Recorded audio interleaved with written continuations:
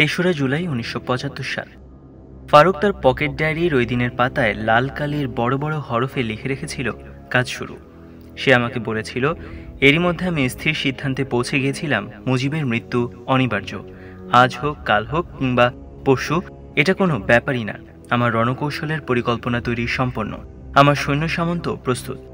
সে বলে চলল, যে কোনো পরিস্থিতিতেই হোক আমি ৩রা জুলাই থেকে চূড়ান্তভাবে প্রস্তুত ছিলাম। আমার জীবন থেকে অতীত বর্তমান সবই আমি মুছে ফেলেছিলাম। আমার সামনে তখন একটাই উদ্দেশ্য, মুজিবকে খতম করতেই হবে, এবং সেই উদ্দেশ্য সাধনে আমি কোনো ক্রমেই 15ই আগস্টের বেশি দেরি করতে পারবো না বলে মনে মনে ঠিক করে রেখেছিলাম। ফারুকের ডায়েরি তাকে স্মরণ করিয়ে দিল যে 15ই আগস্ট রাতে বেঙ্গল ল্যান্সার্স এবং ২য় ফিল্ড আর্টিলারির পরবর্তী ট্রেনিং অনুষ্ঠিত হবে। দিনটি ছিল শুক্রবার। দিনটি ফারুকের জন্য অত্যন্ত তাৎপর্যমণ্ডিত, কারণ তার জন্ম হয়েছিল শুক্রবারে। তার জীবনের অনেক উল্লেখযোগ্য ঘটনা ঘটেছে ওই দিনে। পাকিস্তান সেনাবাহিনী থেকে পালিয়ে যাবার দিনটি ছিল শুক্রবার। ফরিদার সঙ্গে তার বিয়েও হয়েছিল শুক্রবারে। ধর্মীয় দিক থেকেও দিনটি ছিল গুরুত্ববহ, কারণ শুক্রবার মুসলমানদের জন্য একটি পবিত্র দিন। ফারুক ভাবল, শুক্রবার এবারও তার জন্য শুভ হবে, কারণ তার ধারণা সে ইসলাম আর দেশের স্বার্থে এই কাজ করতে যাচ্ছে। সে রশিদকে জানায়নি যে কাজটি সে শুক্রবারই করতে যাচ্ছে। শেষ মুহূর্তে যেন আর পিছিয়ে আসতে না হয়, সেটাই হয়তো সে নিশ্চিত করতে যাচ্ছিল। ১ সেপ্টেম্বর বাকশাল পদ্ধতি কার্যকর হওয়ার কথা। ওরা দুজন সম্মিলিতভাবে স্থির করে নিয়েছিল যে আঘাতটা তার আগেই হানতে হবে। ওই তারিখের আগেই রক্ষী বাহিনী আর সেনাবাহিনী ইউনিট নিয়ে জেলা গভর্নরগণ ৬১টি জেলার যার যার অবস্থান সুদৃঢ় করে ফেলবে। ওই অবস্থায় পরিস্থিতি নিয়ন্ত্রণে রাখা মোটেই সহজ হবে না বলে রশিদ মনে করল। রশিদ ফারুকের পরিকল্পিত রণকৌশলের ব্যাপারে অবহিত ছিল না। রাজনীতির প্রতি রশিদের যথেষ্ট ঘৃণাবোধ জন্মেছিল। জেনারেল জিয়াকে দলে ভিড়াতে না পেরে ফারুক সম্ভাব্য অন্যান্য রাজনীতিকদের মধ্যে থেকে শেখ মুজিবের উত্তরসূরি বাছাই করার দায়িত্ব দিল রশিদের ওপর। এই ব্যাপারে মেজর রশিদ তার মেধার পরিচয় দিয়েছিল। রশিদ ভালো করেই জানত যে মুজিব হত্যার পর একটা বিরাট আকারের স্বতঃস্ফূর্ত আক্রমণাত্মক বিরোধিতার সৃষ্টি হতে পারে। ওই বিরোধিতা ঠেকানোর মতো যথেষ্ট শক্তি তাদের ছিল না। সুতরাং রশিদ কেবল একজন যোগ্যতর রাজনৈতিক নেতাকে খুঁজছিল না, সে মুজিবের জায়গায় এমন একজনকে বসানোর চিন্তা করছিল যার উপস্থিতি ওই বিরোধিতার ঝড়কেও অনেকাংশে স্তিমিত করতে সক্ষম হবে। রশিদ ধারণা করেছিল যে 4টা ভিন্ন দিক থেকে বিপদের সম্ভাবনা রয়েছে। ওই 4টা বিপত্তি এড়িয়ে যেতে হবে। তার মতে এর প্রথমটা ছিল আওয়ামী লীগ। সারা দেশব্যাপী আওয়ামী লীগের ছাত্র ও তরুণ সমর্থকদের মধ্যে একটা উল্লেখযোগ্য অংশের যথেষ্ট পরিমাণ অস্ত্রশস্ত্র ছিল, ওরা এতে বিক্ষুব্ধ হয়ে উঠতে পারে। দ্বিতীয়টি ছিল রক্ষী বাহিনী। শেখ মুজিবের ২৫,০০০ আধুনিক অস্ত্রে সজ্জিত সৈনিক সম্বলিত ঝঞ্ঝা বাহিনী আসলেই মুজিবের প্রতি বিশ্বস্ত ছিল। এই অংশটির মধ্যে হয় ভয়ঙ্কর প্রতিক্রিয়ার সৃষ্টি হবে, না হয় তারা ১৯৭১-এর মতো ভারতীয় হস্তক্ষেপ কামনা করবে। তৃতীয় বিপত্তিটি যা সামনে এসেছিল তা হল মুজিব নিহত হবার সঙ্গে সঙ্গে প্রতিশোধ পরায়ণ লোকেরা আওয়ামী লীগারদের নির্বিচারে হত্যা শুরু করতে পারে। সেক্ষেত্রে একটা ভয়ঙ্কর পরিস্থিতির সৃষ্টি হতে পারে। আমরা আরেকটা শরণার্থীর সমস্যা সৃষ্টি করতে চাইনি, রশিদ বলছিল। তাহলে ১৯৭১-এর মতো আরেকটি নাজুক পরিস্থিতির সৃষ্টি হতে পারত, আর তাতে করে ভারত এই ভূখণ্ডে ঢুকে পড়তে পারত। ওটাতে সম্পূর্ণভাবে আমাদেরই পরাজয় হতো। সুতরাং রশিদ বলছিল, আমাদের চতুর্থ বিবেচ্য বিষয় ছিল ভারতীয় হস্তক্ষেপের সকল সম্ভাবনা ছিন্ন করে দেয়া। রশিদ চাচ্ছিল এমন একজন লোককে যার উপস্থিতি জনগণকে কি অবস্থায় দাঁড় করিয়ে দেবে, দেখি এরপর কি ঘটে। একবার যদি জনগণ পরবর্তী ঘটনাটা দেখার জন্য অপেক্ষা করতে সিদ্ধান্ত নিয়ে ফেলে, তাহলে আমাদের আর কোনো ভয় নেই, রশিদ বলল। রশিদ সিদ্ধান্ত নিল সে আওয়ামী লীগ থেকে শেখ মুজিবের উত্তরসূরি বাছাই করে নেবে। তার মতে এতে করে মুজিববাদী দল আর রক্ষী বাহিনী বিদ্রোহী হয়ে উঠবে। রশিদের ভাষায়, শেখ মুজিবের জায়গায় অন্য একজন আওয়ামী লীগারকে দেখে জনগণের মনে প্রতিশোধ নেয়ার সাহস ক্ষণিকের জন্য হলেও দমে যাবে, কারণ কোনো শরণার্থীরও সৃষ্টি হবে না, আর ভারতীয় হস্তক্ষেপেরও কোনো সম্ভাবনা থাকবে না। অত্যন্ত ঠান্ডা মাথায় আরেকজন ঘৃণিত আওয়ামী লীগারকে শেখ মুজিবের জায়গায় নিয়ে আসার সিদ্ধান্ত রশিদের জন্য খুব একটা কঠিন কিছু মনে হলো না, কারণ সে মনে মনে স্থির করে রেখেছিল যে এটা একটা নিতান্তই সাময়িক পদক্ষেপ। রশিদের ভাষায়, আমরা জানতাম ওরা, অর্থাৎ মুজিবের সাথীবৃন্দ, কি জিনিস। আমরা জানতাম ওরা সব ধরনের ভণ্ডামি, কুৎসিত কর্মকাণ্ড ইত্যাদি করবেই। তারা এগুলো থেকে কখনোই দূরে থাকতে পারে না।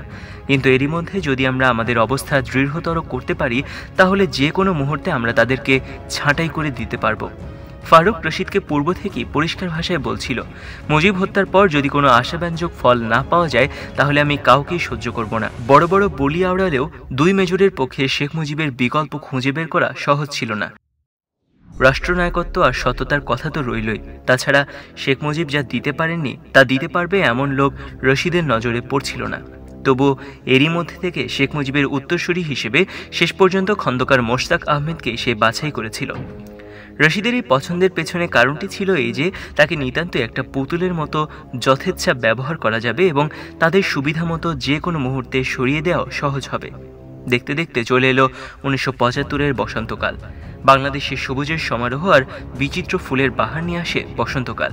দুঃখজনকভাবে ওই বসন্তই যেন বেদনার বসন্তে পরিণত হলো। ফারুক আর রশিদের ষড়যন্ত্র অভ্যুত্থানে রূপ না নিয়ে রূপ নিল গুপ্ত হত্যায়। দেশকে বাঁচানোর নামে এ যেন এক বর্বর হত্যাকাণ্ডে পরিচালিত হলো।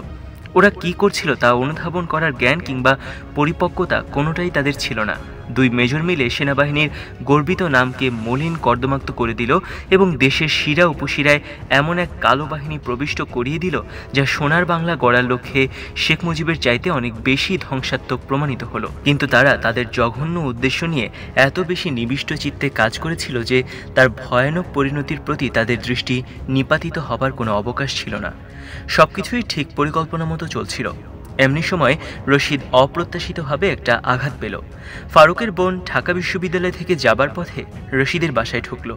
রশিদকে সে জানালো যে ঢাকা বিশ্ববিদ্যালয়ে সে একটি গুঞ্জন শুনে এসেছে, দেশে নাকি খুব শিগগিরই একটা সামরিক অভ্যুত্থান হতে যাচ্ছে, অন্যান্যদের মধ্যে যার নেতৃত্বে রয়েছে মেজর রশিদ।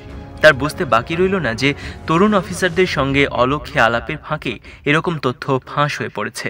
আর এই গুজব যদি সত্যি ইউনিভার্সিটি পর্যন্ত পৌঁছে থাকে তাহলে আওয়ামী লীগের সমর্থকদের মাধ্যমে এটি ইতিমধ্যে নিশ্চয়ই শেখ মুজিবের কানে পৌঁছে গেছে। শেখ মুজিবের গোয়েন্দা বিভাগ সবই খুঁটিয়ে বের করে ছাড়বে।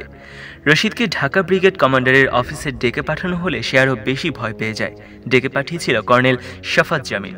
ঢাকার ব্রিগেড কমান্ডার শাফাত জামিলের সঙ্গে মাত্র অল্প কয়েকদিন আগে সে দেশের রাজনৈতিক সমস্যাদি নিয়ে আলাপ আলোচনা করেছিল।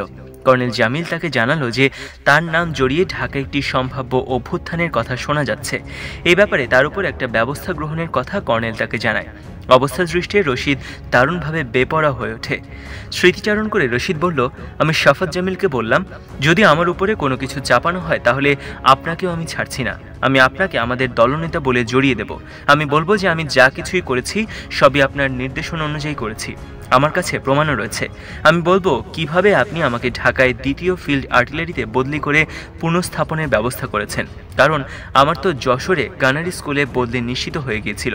আপনার কাজের সুবিধার জন্যই আপনি আমাকে যশোরে বদলি বাতিল করিয়ে ঢাকায় থাকার ব্যবস্থা করেছিলেন।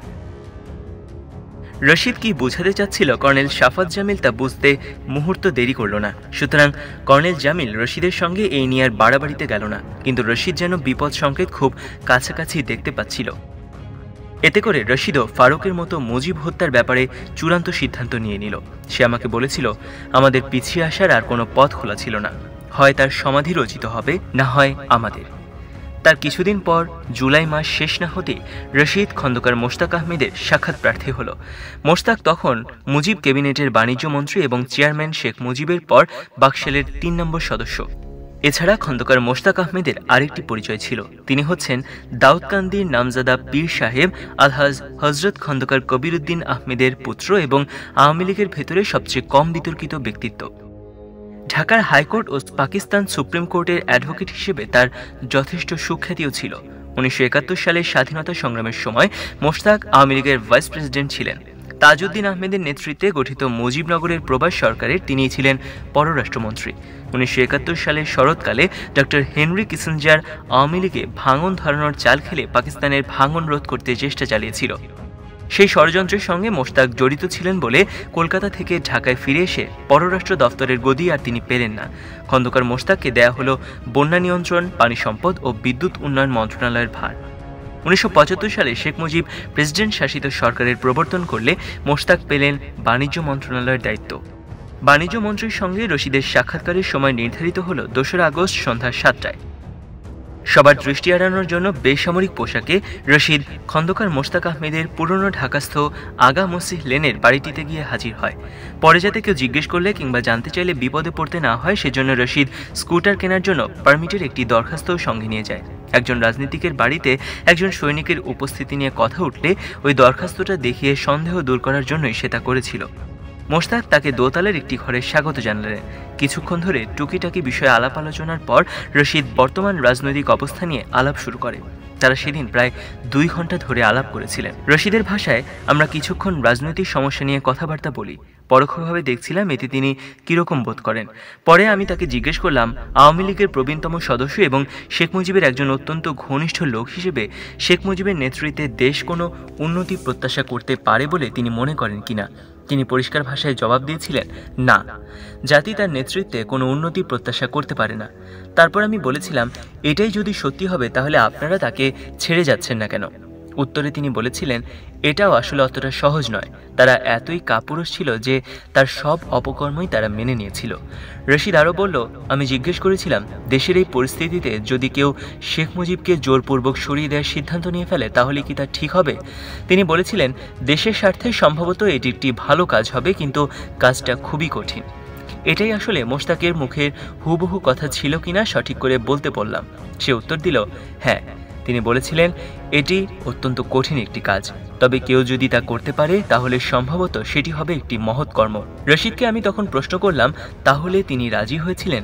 রশিদের উত্তর, হ্যাঁ হ্যাঁ, তিনি রাজি হয়েছিলেন। এমনকি মোশতাক আমাকে জিজ্ঞেস করেছিলেন, যদি তাকে সরিয়ে দেওয়া হয় তাহলে তার পরিবর্তে কে আসবে? বিকল্প তো থাকা উচিত।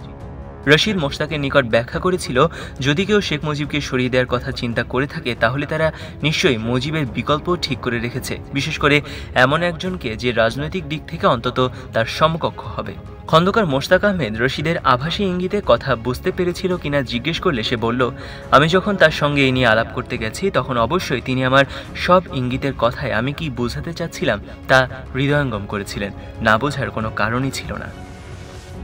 খন্দকার মোশতাক আহমেদের মাঝে শেখ মুজিবের বিকল্প খুঁজে পেয়ে রশিদ মনে মনে সান্ত্বনা পেল। রশিদ ফারুককে এই খবরটি দিল। ফারুক বলল, আমার ধারণায় তুমি ঠিকই আছো, তবে এটা পুরোপুরি তোমার ব্যাপার। ফারুক এই ভেবে খুশি হয়েছিল যে শেষ পর্যন্ত তার পরিকল্পনা একটি রূপ নিতে যাচ্ছে। আমি পৃথক পৃথকভাবে ফারুক এবং রশিদের অনেকগুলো সাক্ষাৎকার টেপে রেকর্ড করেছি। ওইসব সাক্ষাৎকারে তারা শপথ করে বলেছে যে শেখ মুজিবের হত্যার পূর্বে এভাবেই খন্দকার মোশতাককে অবগত করানো হয় এবং তিনি মৌন সম্মতি জ্ঞাপন করেন। খন্দকার মোশতাককে যখন আমি জিজ্ঞেস করি তখন তিনি তা অস্বীকার করেন, কিন্তু আমি এই 2 মেজরকে অবিশ্বাস করার কোনো কারণ খুঁজে পাইনি। তারা পরিষ্কার বলেছে যে মোশতাককে তারা আগস্টের 2 তারিখে মুজিব হত্যার পরিকল্পনায় অন্তর্ভুক্ত করেছিল। ঘটনাটি মুজিব হত্যার মাত্র 13 দিন আগে। এর ফলে খন্দকার মোশতাক তার সহযোগী তাহিরউদ্দিন ঠাকুর প্রমুখ সহকর্মীর সঙ্গে বিস্তারিত আলোচনার সময় পান। শেখ মুজিবকে হত্যার পর কে কোন পদে আসীন হবে সে নিয়েও তারা মতামত ব্যক্ত করেন। তারপরই তাদের দলেরই কোনো একজন গোপন পরিকল্পনার কিছু তথ্য আমেরিকান দূতাবাসের একজন যোগাযোগ রক্ষাকারীর কাছে ফাঁস করে দেয়। 15 আগস্ট বিস্ময়ের সঙ্গে ফারুক লক্ষ্য করে যে যখন তার লোকেরা মুজিবের বাড়ি ও সেনিয়াবাতের বাড়িতে হত্যাকাণ্ড চালাচ্ছিল তখন আমেরিকান দূতাবাসের কয়েকটি গাড়ি শহরের চতুর্দিকে ছোটাছুটি করছিল। রশিদ খন্দকার মোশতাককে নিয়ে রেডিও স্টেশনে পৌঁছার অনেক আগেই তাহিরউদ্দিন ঠাকুর সেখানে উপস্থিত হয়েছিল। মোশতাকের বেতার ভাষণটি তাহিরউদ্দিন ঠাকুরেরই লেখা। ভাষণটি যেভাবে লেখা হয়েছিল তাতে পরিষ্কারভাবে বোঝা যায় যে এটা বেশ সময় ধরে যথেষ্ট চিন্তাভাবনা করে লেখা।